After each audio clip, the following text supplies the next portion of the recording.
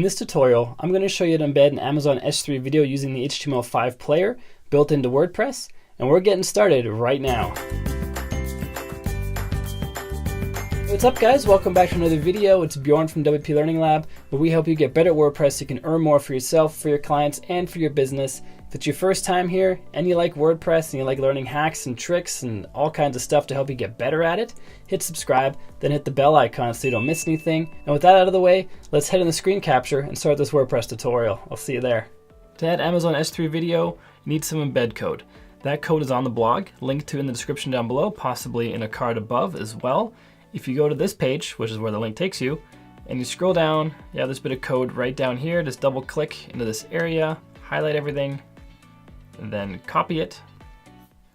Then go back to your site and add a new page or a post or a custom post type, just some place where you can enter HTML.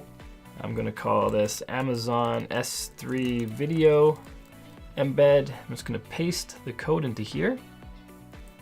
And this is the HTML5 video tag. It's going to wrap the video in the HTML5 video wrapper. It's a basic wrapper with basic controls. You can customize it to make it look cooler, but as far as a basic video player goes, it's pretty good. It's probably all you need for a basic video player. There are some things you have to adjust though. For example, path to still image, path to video. Those are two things you have to adjust for sure. You'd also adjust the width and the height. Let's go through these one by one. So the path to the video, obviously we have to have a video to put into the video player. And since this is an Amazon S3 tutorial, I'm going to go to my S3 console. To create a new bucket, all you have to do is click on Create Bucket. You give it a name, you pick a region, and that's literally all you have to do. Then you can go through next. You don't have to set any properties or permissions right now for that bucket. You just create it and then you can upload things into that bucket. So I have a bucket here already. I'm going to upload a short video by just going to the video, dragging and dropping it into the bucket. And we have some options to set at this point. So we're uploading this. You can upload as many things as you want at the same time. So this is the file we're uploading. I'm going to click on Next. I want to make sure if I want this publicly accessible that I click down here for public permissions and I choose Grant Read Access to this object for the public. If you don't do that, people can't watch the video on your site or wherever it is, even in your membership or wherever. So that's the only thing you have to customize generally in this area. And you just click on Next for all the rest of this. Upload the video. Now we have it here. If we check this box, we have a properties box that opens. We have our video link right here. I'm going to copy that link. I'm going to go to our post. I'm going to paste the link into here. Now we have our video in there. Now if I take out poster, let's just publish this and see how it looks. Let's head out to the site, open that link. And this is how our video looks right here.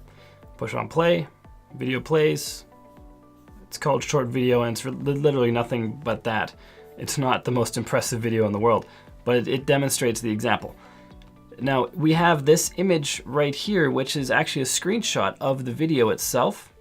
If you are recording a video of say this blog post, you would see this blog post in the video area. If you want to add a custom image to the front, that's where we have this poster thing that I just copied out of here or cut out of here, which is in the original code. Poster is the still image that's overlaid when the video is not playing.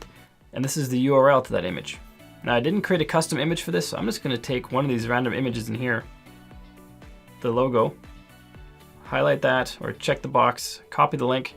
You'd upload images the same way we just uploaded that video, so it's the same process. Come back to here and paste in the URL for that image. Click on Update, refresh this page, and now instead of a screenshot of a frame in the video, it's going to have the WPLearningLab logo as the still image at the front. And when you push play, it's going to go into the video. If refresh the page again, it's going to be the logo again. So you can have whatever image you want for this front image. Quite often it's very useful because usually the frames of a video aren't that great for the front image. Another important thing to consider is the controls list option. Currently I have no download in here. If you don't have this, if we take this out, update, refresh the page, we now have a download button right over here. anybody who views this video can click on this download button and start downloading the video.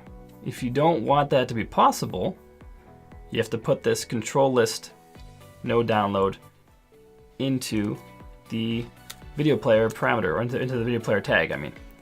Controls, if you take that out, you probably can guess what that does. It takes away all the controls on the video. If you come back out here, refresh the page, we now have no controls below the video. You can click on it, hopefully to play it. Oh, you can't even do that. So when you remove the controls, unless the video is auto-playing, you can't actually play the video. So controls are probably a good thing to have in there. You can change the width and the height to whatever you need to fit into whatever space you have.